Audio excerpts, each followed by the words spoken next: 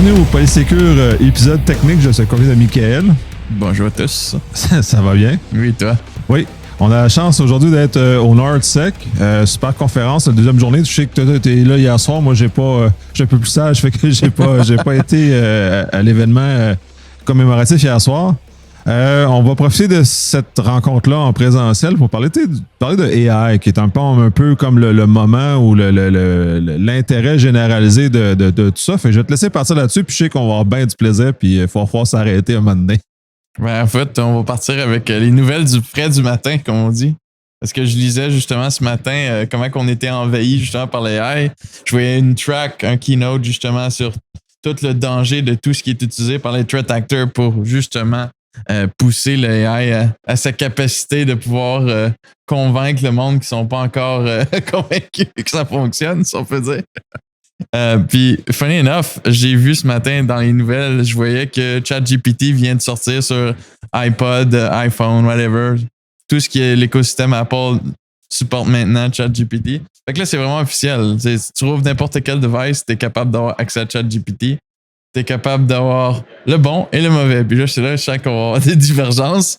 Je ne sais pas si on va avoir des divergences, parce que vous utilisez du AI dans votre technologie, mais c'est pas du générative AI. Fait que c'est la nuance importante, puisque ce qui est arrivé avec ChatGPT, puisque les gens étaient peut-être pas prêts à voir, c'est cet aspect d'interaction avec le AI, quand dans le fait, depuis déjà assez longtemps, on l'utilise, mais pas de façon interactive. On l'utilise dans des modèles très spécifiques, comme vous avez dans votre technologie d'ailleurs, là. Mais c'est comme un fork dans la route. Puis là, on est en train de mettre dans le grand public des choses. Les gens ne sont pas habitués à ça. Ils comprennent pas trop ce qui se passe. Fait que ça crée de l'inquiétude, ça crée bien des affaires. Ça crée du buzz, du mauvais buzz, tant qu'à moi, là. Effectivement, c'est pas juste un mauvais buzz. Je pense qu'il y a beaucoup de... On s'en rend pas compte, mais j'ai beaucoup de discussions très intéressantes à plusieurs niveaux. Autant avec tout le monde qui sont impliqués dans ce qu'on appelle le threat intel, la recherche d'intelligence, autant que ce soit pour le bon ou le mauvais. Qui utilisent aujourd'hui ChatGPT pour faire des recherches assez appliquées, qui utilisent ChatGPT pour des fois même écrire un exploit, ce qui est quand même assez surprenant quand on y pense, parce que ChatGPT veut pas autant que c'est bon ou mauvais. On est comme une ligne, on danse encore entre les deux, on n'a pas encore tranché. J'ai vu ChatGPT faire des choses assez exceptionnelles, puis c'est assez impressionnant de dire que tu peux donner une application à ChatGPT, puis il va, selon ses connaissances, il pourrait être capable de trouver des vulnérabilités, trouver des points d'entrée, trouver des choses. Puis on n'en est même pas là encore dans la couche. Le monde l'utilise pour des trucs encore plus simplistes, on peut dire, comme tout ce qui est sur les réseaux sociaux. Générer des fausses nouvelles, générer des deepfakes, générer des trucs qui vont faire croire finalement à la réalité. Mais bon. T'as l'air de trouver ça bien drôle, fait que je vais te laisser. Oui, mais tout le volet, si on pourrait dire grand public, c'est une chose. C'est pas super. Ouais, c'est pas super ça. Je l'utilise comme tout le monde, tu sais, je suis pas. Puis je vais faire un commentaire historique très. Tu sais, il y a beaucoup de gens qui vont chialer sur le AI ou vont chialer sur TikTok, par exemple, mais ils n'ont jamais utilisé le chose sur lequel ils chialent. Fait qu'ils sont tous comme des espèces de spectateurs éloignés, puis ils sont juste pas contents que ça arrive, mais ils chialent sur l'objet sur lequel ils sont là. Utilisez-le, comme pour le AI, utilisez-le. Fait que moi, je suis un utilisateur de ChatGPT. Je trouve ça drôle, mais ça demeure un outil qui, pour moi, à la limite, est banal. Il va juste accélérer une certaine forme de rédaction. Mais on ne va pas beaucoup plus loin qu'à ce stade-ci pour ce genre de choses-là. Fait que c'est un accélérateur, mais il remplacera, à mon sens encore, ne remplacera pas quelqu'un qui est connaissant ou qui est habile là-dedans, là. Puis c'est ça, c'est des petits jouets, puis des petites affaires, puis ça hallucine en crise, ces affaires-là. Ça hallucine, c'est super drôle, là. Effectivement, ça hallucine beaucoup, mais en même temps, c'est ce qui est drôle, c'est que autant que ça peut halluciner puis nous sortir des faux résultats, autant que, parce que justement, c'est une des failles, on peut dire une des failles du système, c'est qu'à travers de la fake news, plus qu'il y a de fake news, plus que ça devient une réalité, si tu vois ce que je veux dire. Et c'était un peu le problème de l'Internet, c'est qu'en ayant ce genre de technologie-là, plus que tu lui donnes d'informations, qu'elle soit bonne ou pas bonne, ben rendu là, il n'y a plus personne qui peut dire... Ça devient une chambre d'écho qui est assourdissante, dans laquelle on n'est plus capable de rien distinguer, là. Oui, effectivement, parce qu'elle s'alimente sur elle-même. Fait que c'est comme une boucle infinie. Fait que si on commence à y lancer de la fausse nouvelle, ben on n'a pas terminé d'avoir de la fausse nouvelle. On va juste comme continuer à perpétuer cette espèce d'affaire. Blah. Ouais, exact. Puis en plus, le problème, c'est que tout le monde l'utilise à plein escient en ce moment. Que ce soit pour faire du marketing, que ce soit pour faire n'importe quoi. Tu demandes à ChatGPT. Ouais, c'est ça, puis c'est ce que les gens ne savent pas, puis c'est un des problèmes, c'est que les prompts qu'ils mettent dedans réalimentent la machine. C'est justement dans cette perspective-là, fait que beaucoup de monde qui font plein d'affaires, on pourrait dire drôles, mais ça réalimente la machine. Fait que tranquillement, la machine est en train de dévier, un peu comme on avait vu il y a plusieurs années, quand Microsoft avait fait un test sur Twitter, elle avait mis un bot, puis que genre en moins de 24 heures, elle avait viré néo-nazi et puis tout. On a le droit de parler de ça sur le podcast. Ça avait mal tourné. Là. Leur expérimentation qu'ils avaient faite à ce moment-là avait été, en ce sens-là, un échec. Ils avaient été obligés de décommissionner ça en moins de 24 heures parce que c'était en train de virer complètement débile. Fait que, oui, mais c'est ce genre de choses-là. Fait qu'on alimente, autant le bon du moins bon de l'humain alimente la machine. Puis à l'heure actuelle, comment la machine peut distinguer ce genre de choses-là? Puis là, on parle même pas des hallucinations possibles à travers ça. Là. Non, effectivement, puis c'est un des plus gros problèmes en ce moment. Mais autant que c'est sa force. Parce qu'en ce moment, tout le monde je dirais tous ceux qui sont de la génération, j'appelle ça la génération Google. T'as appris à travailler avec Google. Tu peux devenir une rockstar incroyable de ChatGPT demain matin. Oh oui, absolument. Puis c'est un autre des axes, mais encore là, c'est comment les gens vont l'aborder, il faut accepter d'utiliser. Là. Puis il ne faut pas ça du non, je refuse, je le ferai jamais. Mais non, mais c'est ça, tu vas devenir une recette, puis normalement, ça va devenir un outil. Puis autant comme toi puis moi, on est déjà habitués avec ces outils-là, ben on va devenir justement j'aime ça le terme rockstar, mais il va y avoir de moins en moins de monde qui vont être familiers avec ces technologies-là. Puis c'est déjà la maîtrise de Google, c'est déjà quelque chose. Mais la maîtrise des prompts dans ChatGPT, par exemple, c'est une autre étape plus loin. Il y a encore moins de monde qui maîtrise, qui comprennent et qui sont capables d'aller là. Fait qu'on va créer un élément encore plus divisant au niveau social. Là. Effectivement. Puis en termes de division, il y a quelque chose qui est assez intéressant, je pense, qu'on a observé, je te dirais, à force de jouer avec ChatGPT, puis de voir ce qui se passe dans l'industrie en ce moment. Puis je sais pas si tu as eu la chance de jouer puis de donner des données dans un format standard là, directement à ChatGPT à la place de lui demander du texte pour voir le résultat. Non, j'ai pas l'utilisé pour faire du traitement de données. J'utilise juste pour faire des textes un peu coco sur les choses, sur les médias sociaux. J'utilise vraiment dans un contexte vraiment boboche de base. Mais pour me permettre de l'utiliser, mais je suis jamais allé jusqu'à faire de l'analyse ou des éléments plus sophistiqués encore avec ça. Là. Parce que j'ai pas accès à des données publiques pour faire ce genre de choses-là, parce que je vais pas mettre mes données privées dans cet environnement-là. Là. Non, effectivement, ce serait de s'abstenir sur ce point-là.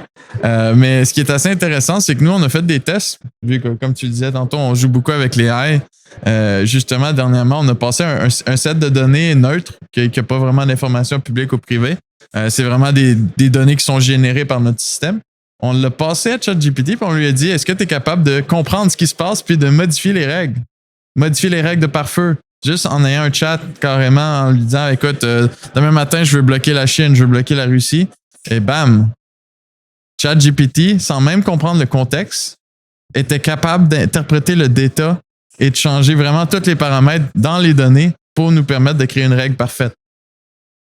Sans même qu'on lui ait donné rien. C'est là que c'est vraiment impressionnant. Il y a comme on dit, il y a vraiment des extrêmes très positifs puis il y a des extrêmes très négatifs. Ah, mais c'est comme n'importe quel outil. Tu sais, chaque outil a un pendant positif et un pendant négatif. Ça va toujours ce qu'on fait. Puis c'est la difficulté qu'on a avec, entre autres, ChatGPT, c'est à quel point on va être capable de mettre des balises ou mettre une espèce de conscience à la machine pour que la machine ne dérive pas et que devienne hyper toxique et dangereuse, comme comment faire de la désinformation, tous ces éléments-là qui sont dangereux. Mais non, j'avais pas essayé. Je vais me trouver une source de données puis je vais faire ce genre de choses-là parce que je suis pas encore allé jusqu'à là. Je me suis plus amusé avec le volet hallucination. Dans ce cas-là, c'est pas ChatGPT, mais c'est Midjourney.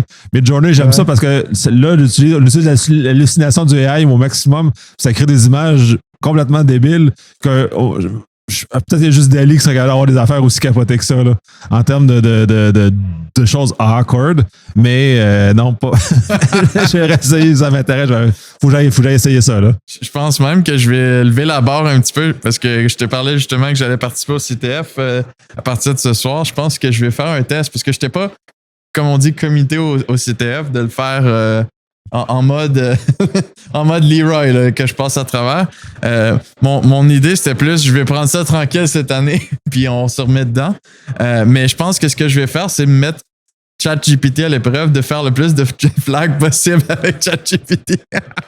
Ben, ça serait un test très drôle à faire, puis de voir aussi, puis ça va. Puis j'imagine que c'est sûrement pas le premier, mais je n'ai pas entendu parler encore, mais j'imagine qu'il va y avoir d'autres mondes. Ça va comme modifier le monde du CTF parce que on va arriver dans un univers où il va nous dire comment le faire. Donc, on va se retrouver dans des zones où, comme à l'école, ben, on va se retrouver à tricher parce qu'il faut les devoirs à notre place.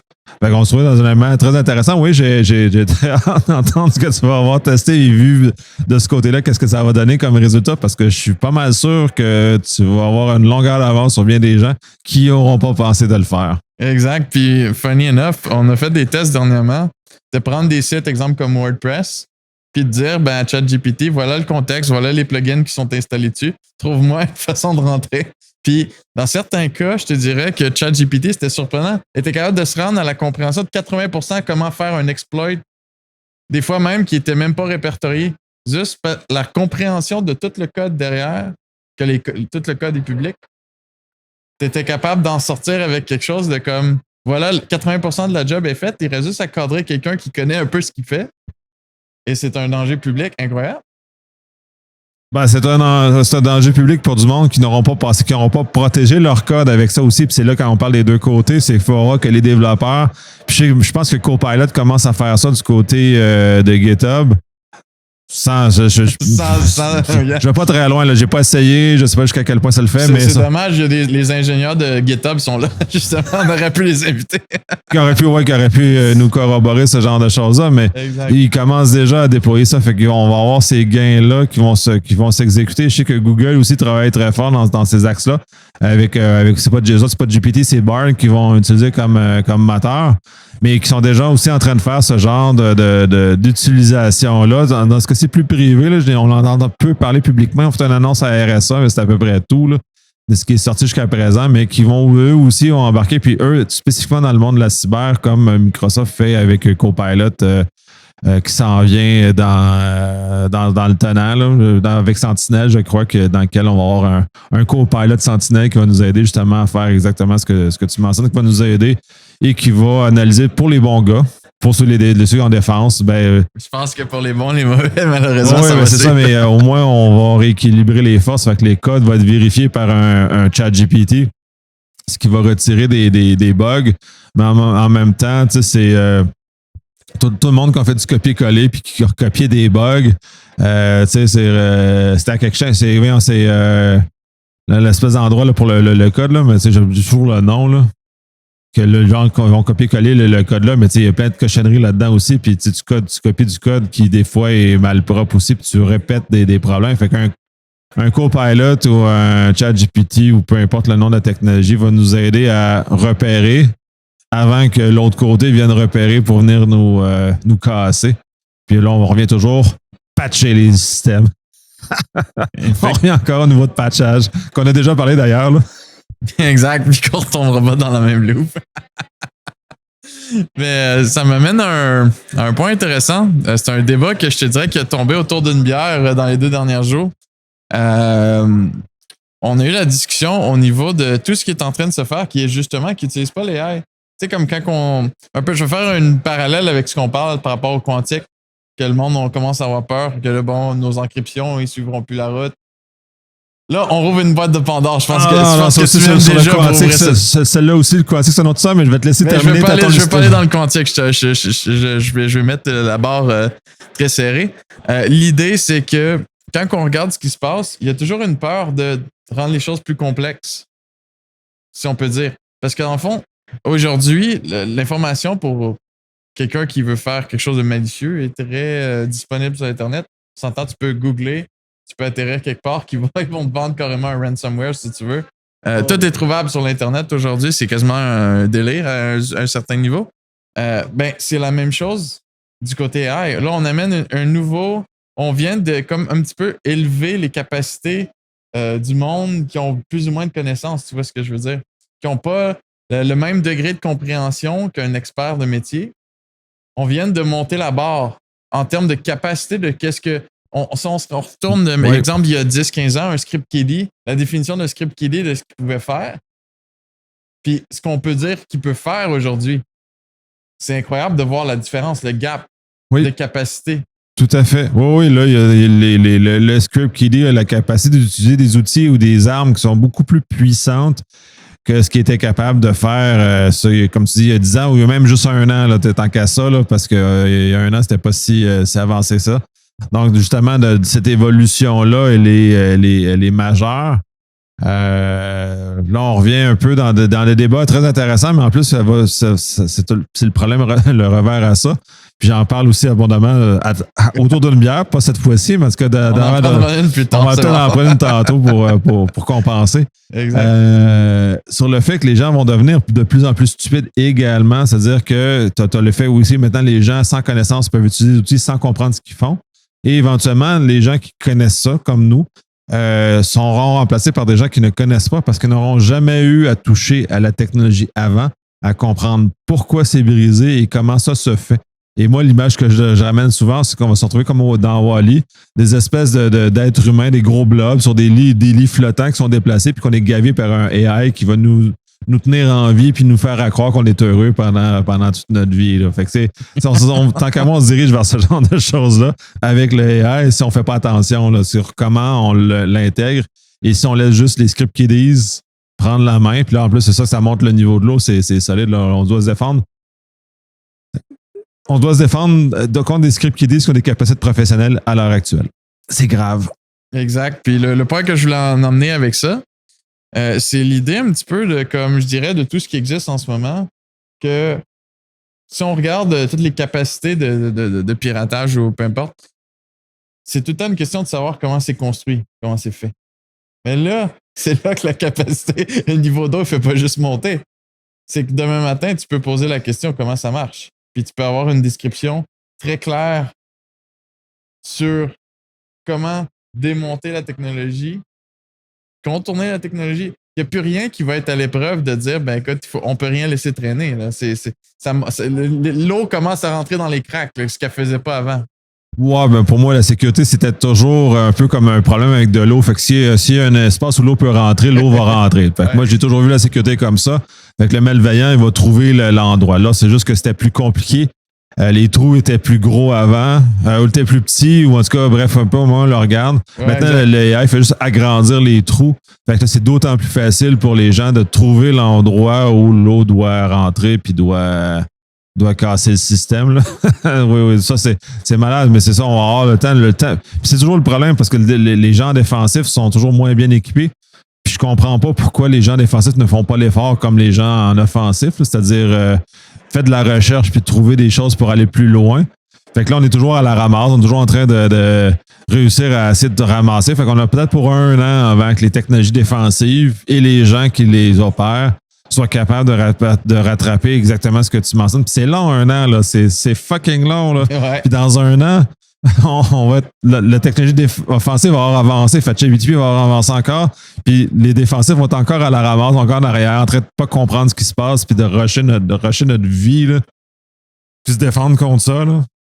Exact. Puis le point que j'amène par rapport à tout ça, parce que c'est comme le point culminant de tout ça, c'est quand on regarde toutes nos technologies qu'on a en ce moment, puis c'est là-dessus qu'en ce moment on fait beaucoup de travail, je te dirais, sur quand on parle d'identification. Quand tu regardes tes données, tout le côté vie privée, le côté comment qu'on va réussir à s'identifier. Quand on regarde juste, un exemple bien stupide, la crypto.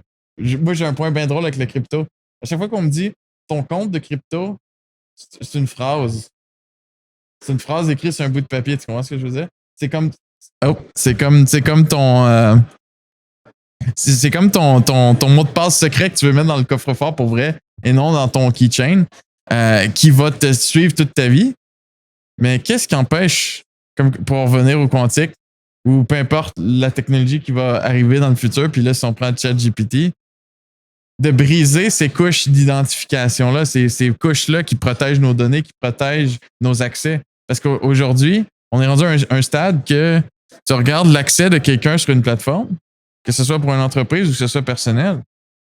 C'est quoi le dénominateur? C'est souvent le courriel, c'est souvent ton point d'accès. Mais là, qu'est-ce qui me garantit que tu n'as pas été compromis? Puis qu'est-ce qui me confirme qu'il ne s'est pas passé quelque chose? Tu comprends ce que je veux dire?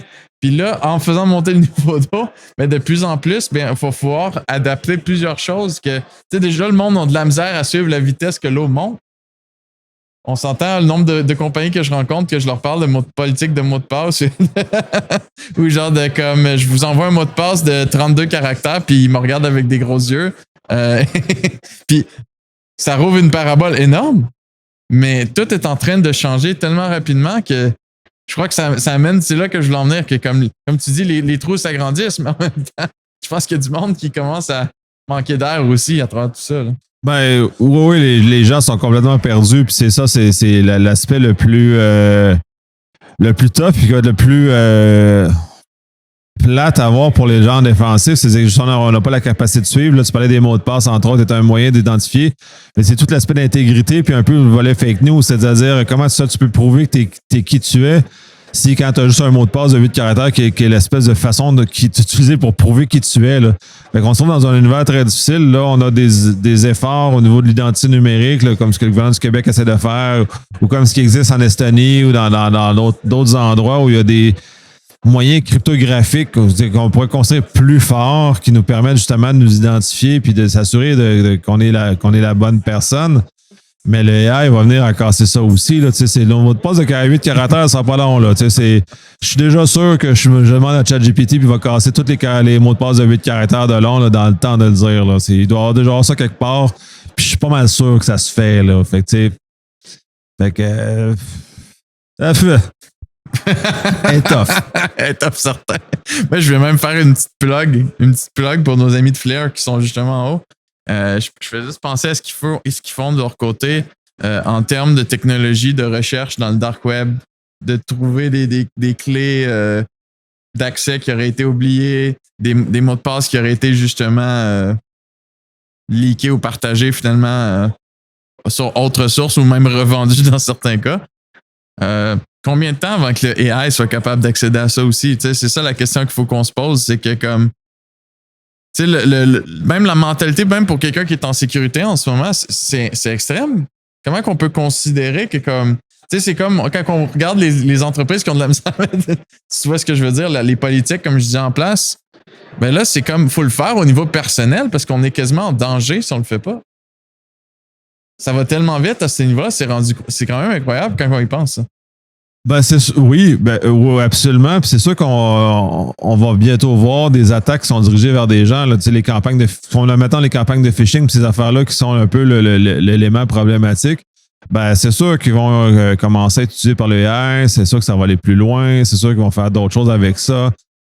Oui, le danger est grand. J'imagine que ça va être éminent au moment où on enregistre de voir ça arriver parce que c'est juste parce qu'ils n'ont pas encore pensé. Ou ils ont pensé, mais ils ne l'ont pas encore dit à personne qu'ils ont pensé à ces affaires-là. Fait que oui, ils vont utiliser dans le dark. Puis même dans ces univers-là, le dark web, le maudit dark web, puis dans lequel le Flair travaille beaucoup justement pour faire de l'information. Eux vont pouvoir l'utiliser pour ouvrir des portes, mais inversement, ces gens-là vont pouvoir cacher des informations au kit à même, puis pire encore, parce que c'est là au niveau vie privée, c'est pire, ils vont pogner le dôme de ce qui est leaké, puis l'envoyer dans du AI.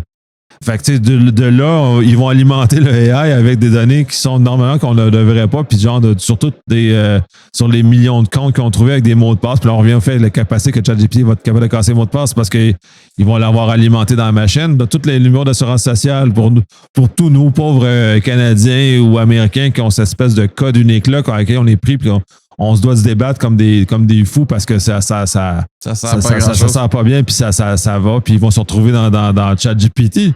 Puis, tu sais, toutes ces affaires-là, comment le leak a eu fait, les informations des leaks, tu sais, là, on entend beaucoup parler, c'est du PII en termes de leak, puis c'est sur ça qu'ils manœuvrent. Mais la réalité, quand ils rentrent dans les entreprises, puis tous ceux qui ont fait du IR avec des rançons logiciels, savent, ils font un recon de fou, ils ramassent tous les dossiers importants, ensuite ils chiffrent, mais ils ont le contenu, fait qu'ils ont tout ramassé toute l'information qui est confidentielle, mais pas qu'il y ait du PII dans ce cas-ci, mais fait que toute l'information, les trade secrets, les comptes clients, ces informations, là, ensuite ils vont juste avoir le balancer dans le chat GPT, puis on va se retrouver avec un problème multiplié à ce moment-là. Là. Effectivement, puis ça va mettre... je pense que le bouillon qui va remonter à la surface, il va être très coloré. Ah non, c'est sûr qu'il y a quelqu'un qui a réussi à coller un prompt qui va réussir à contourner les safeguards de ChatGPT puis dire ouais, trouve-moi les 10 NAS les plus leakés, puis c'est sûr qu'il va avec un bonne trace de contournement, il va nous les donner là. Puis on va même mettre les noms des personnes qui vont avec, puis tout, là. Fait qu'on aura même un profil. ChatGPT va nous donner des profils pour faire de l'usurpation d'identité. Exact, ça va être complètement trop facile. Puis ça m'amène à quelque chose, parce que tu parles d'usurper une identité vraiment facilement. Moi, mon autre point, c'est que justement quand je parlais de l'identification, parce que là, de plus en plus, on se détache carrément du mot de passe. On est de plus en plus... Je pense qu'on s'en vient vraiment vers un modèle qui c'est quasiment ça te prend une clé privée publique pour te connecter quelque part. Puis jusqu'à un certain niveau de sécurité, j'entends beaucoup de discussions autour de la reconnaissance faciale, l'empreinte numérique. Mais là, combien de temps avant que le deepfake rattrape cette technologie-là? Combien de temps avant qu'on peut se dire, ben écoute, tu veux une reconnaissance faciale? Cool. Je te génère carrément. Ouais, au niveau de la voix, c'est déjà fait. Là. Ils l'ont déjà démontré qu'ils étaient capables de casser les systèmes de reconnaissance vocale des banques. Qui utilisent probablement Nuance en arrière comme technologie. Fait qu'ils ont déjà réussi à démontrer que le AI était capable de régénérer des éléments comme ça avec un système qui est supposé, puis c'est automatisé, là, pas un humain en arrière qu'on vient de tromper. On vient de tromper une machine qui est censée ne pas se faire tromper par ce genre de technologie-là. Fait que là, l'identification, le biométrique, on oublie, là, au niveau facial, au niveau de la voix, au niveau de ces choses-là, des fakes. Ben, au niveau du visage, on n'est pas encore rendu là parce que, en tout cas, au niveau des mains. Mettons qu'il faudrait que la biométrie soit les mains parce que le AI, il est vraiment pas bon pour générer des mains. Là. Ça génère des mains à 10 doigts, super longs, croches. Mais, mais au-delà de ça, on n'est pas si loin que ça, effectivement, que le deepfake soit suffisant pour tromper les a priori qu'on a, parce qu'on raisonne toujours comme des humains. Là. Ah oui, je reconnaîtrais le visage de n'importe qui. Ouais, non, mais non. C'est pas si simple que ça.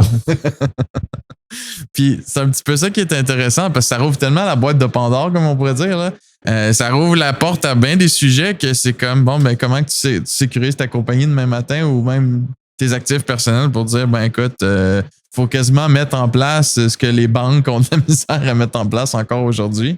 On est quasiment rendu à ce niveau-là, puis ça, c'est quand même quelque chose qui est comme... quand on parlait du niveau de l'autre, ben là, ça amène tout le monde à un niveau que c'est comme... ça sera pas facile si on regarde ce qui s'en vient, la suite des choses. Il va vraiment falloir comme une extension, sinon on va avoir du fun, je pense, dans les prochaines années en termes de découverte. Là. Ben, en termes de sécurité, oui, parce que là, on va devoir changer toutes nos a priori de comment on sécurise nos systèmes, comment les choses se font, comment ça se passe, parce qu'on n'est plus... c'est ça, nos a priori ont changé. On ne peut plus se fier sur ce qu'on se fiait il y a juste un an. Sur que nos présomptions d'il y a un an ne sont plus valides maintenant parce que là, on est capable de générer de la fausse voix, puis qu'elle trompe les mécanismes qu'ils font. On l'utilise ailleurs, puis j'ai vu pour pas très cher, les gens le font pour réussir à faire des transferts. La fraude du président, par exemple, c'est utilisé maintenant dans la fraude du président, ce genre de choses-là, dans lequel il y a un appel, puis tout le texte est écrit, puis tout se fait. Fait que notre biométrie naturelle, parce que l'humain, c'est une machine biométrique, on reconnaît la voix, on pense que c'est la bonne personne qui nous parle. Puis c'est tellement convaincant. Puis là, maintenant, ça ressemble à la machine. Fait que c'est ce genre de choses-là. Les courriels, la façon que les courriels sont écrits, c'est juste que le AI a assez de training sur comment la personne écrit.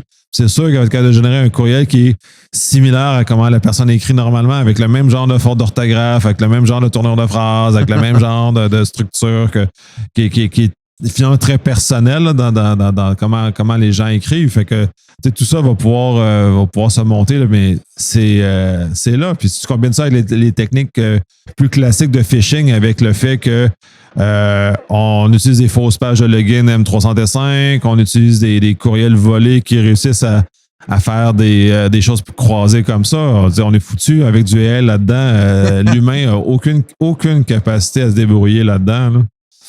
Effectivement. Ce qui m'amène vraiment à ma conclusion de vouloir briser la noix de sec avec ChatGPT.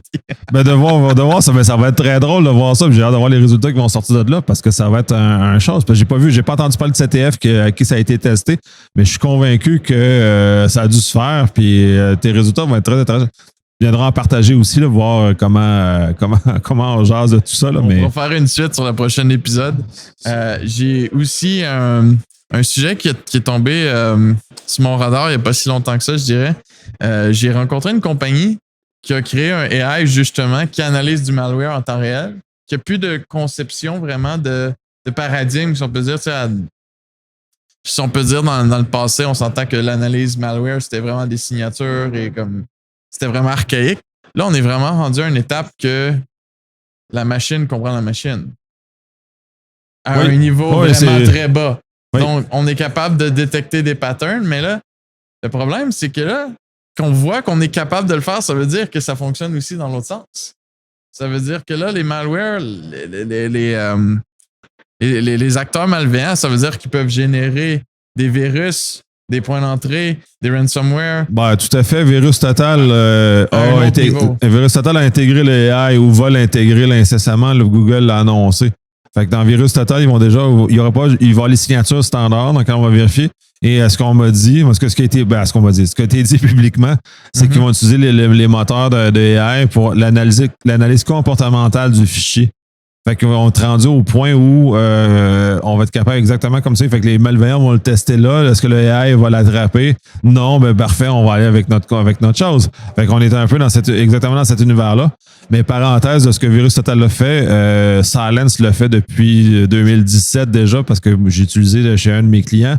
Uh-huh. Puis on avait cette analyse-là du comportement du fichier, puis comme là, on voyait pourquoi il le détectait comme malicieux, parce qu'il faisait des affaires qui n'étaient pas standards, puis on voyait la grille d'analyse qui était de l'analyse de AI en dessous, ce que là, Virus Total a intégré de façne massive pour les clients entreprises, qu'on m'a dit.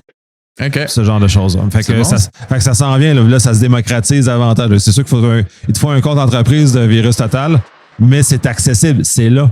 Fait que les malveillants vont pouvoir tester leur code, voir s'ils détectés par du AI. Fait que là, ils vont entraîner leur AI pour qu'ils trompent l'autre AI de machin.